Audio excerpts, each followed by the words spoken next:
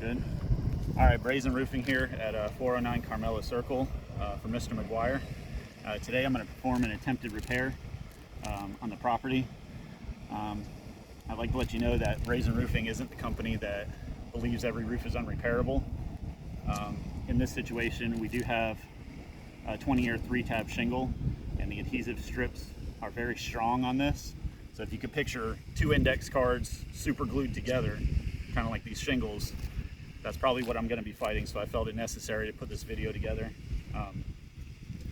So what I'm going to do today is try to satisfy the repair requirements, which is to bring this roof and the property to its pre-loss condition. Right here I've outlined the shingle, the subject shingle. We're on the front slope. This one right here is the one with the wind damage. I've numbered every shingle touching it, so you'll know which shingles have to be manipulated for future reference to see if they incur any damages or not. Like I said, the goal here is to get them to their pre-loss condition and to make the homeowner whole again.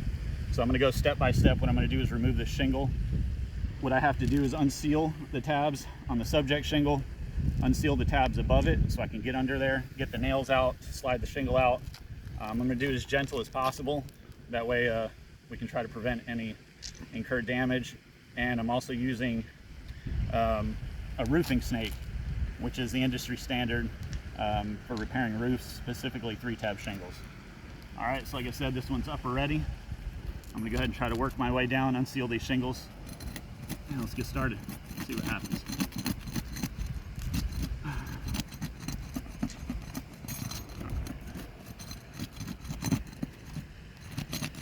Trying to go gentle. I can already feel it bottoming out into the adhesive strips, so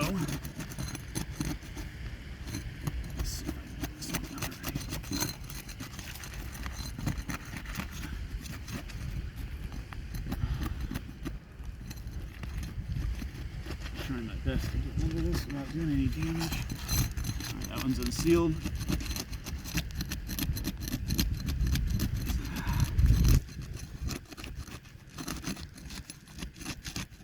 All right. You can see what I mean by the pry bar bottoming out into this adhesion strip. It's very strong, and these shingles are very, very thin.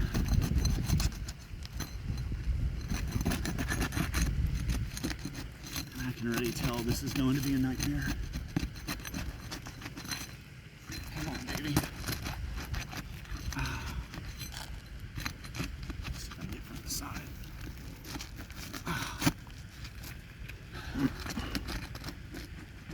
We are already failing at this point.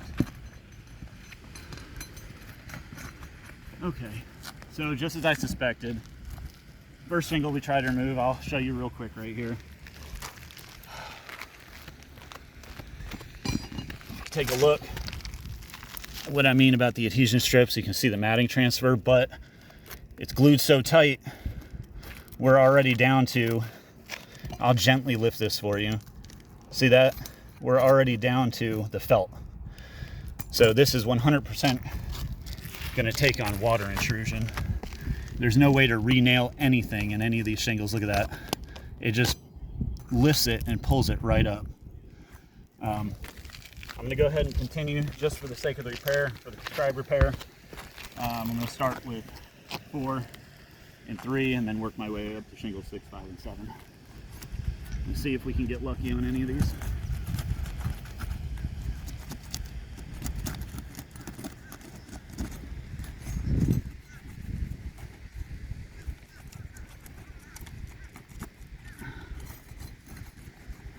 Come on, baby.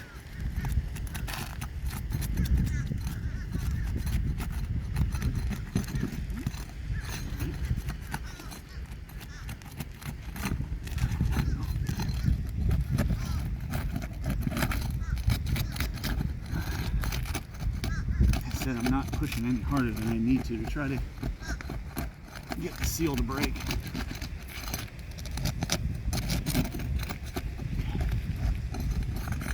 Okay.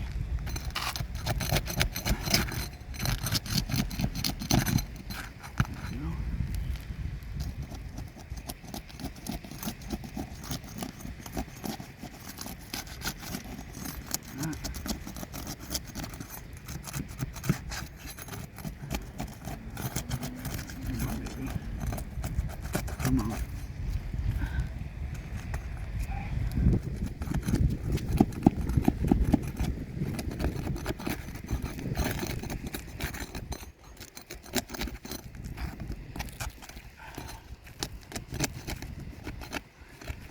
trying to keep pressure on the top of the shingle too sometimes to make sure it doesn't tear through it.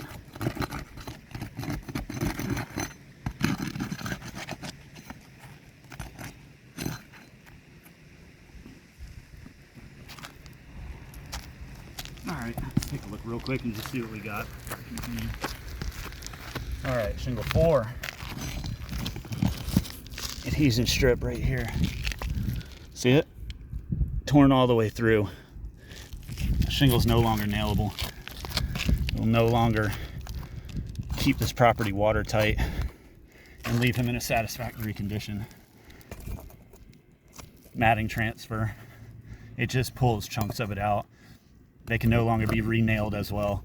These nails will have nowhere to seat when this is over, and it'll leave him, like I said, unsatisfactory. Got a little bit right here. That side seems to be okay. Moving up, here's one here. See? Yep. Matting transfer. We got holes there again, down to the felt. Even the nails right there, that'll never hold again. No nails back up in the shingle will ever hold again.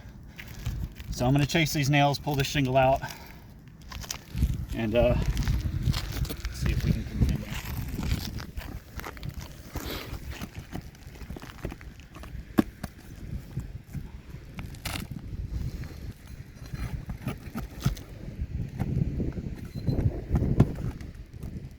I do want to note that all slopes did get affected by the loss. So every slope is going to be the same problem.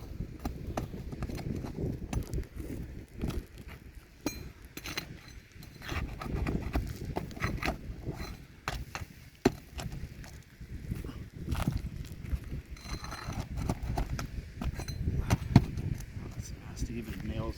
Half these nails were already torn through just from trying to unseal the shingles.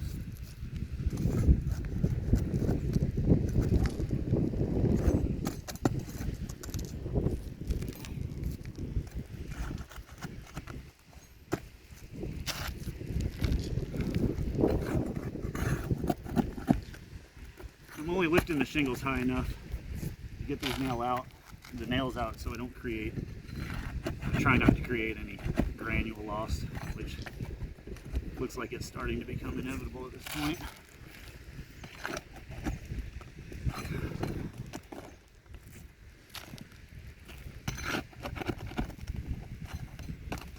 Alright, I believe that's the last nail. Let's find out. We've got one more over here somewhere.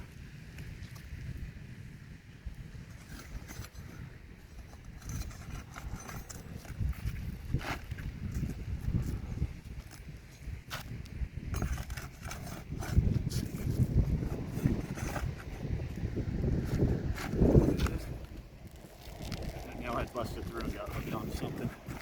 Alright. Yeah, we've got a lot of granule loss, but if you take a look, this isn't supposed to happen to a shingle. And this is it's a recurring event with every shingle around it, which is an incurred cost. So at this point, look, shingles 1 and 2 underneath, we've got holes all the way down to the underlayment, which means that now shingles 1 and 2 require repair or replacement, which means when I go to unseal this one, the next one's going to get torn up and it's going to move its way down and out across the roof. Same going in this direction. With all the damage here, you're just going to keep damaging shingles going up and to the right and the left. What I'll do is I'll put together a photo report, and also at this point I feel it's necessary that we need to tarp this to mitigate any further damages, any water intrusion. As licensed general contractors and Mr. McGuire's contractor of choice, I'm going to go ahead and recommend that he replace his entire roof. That way he can have a long-lasting and satisfactory repair. All right, thanks guys.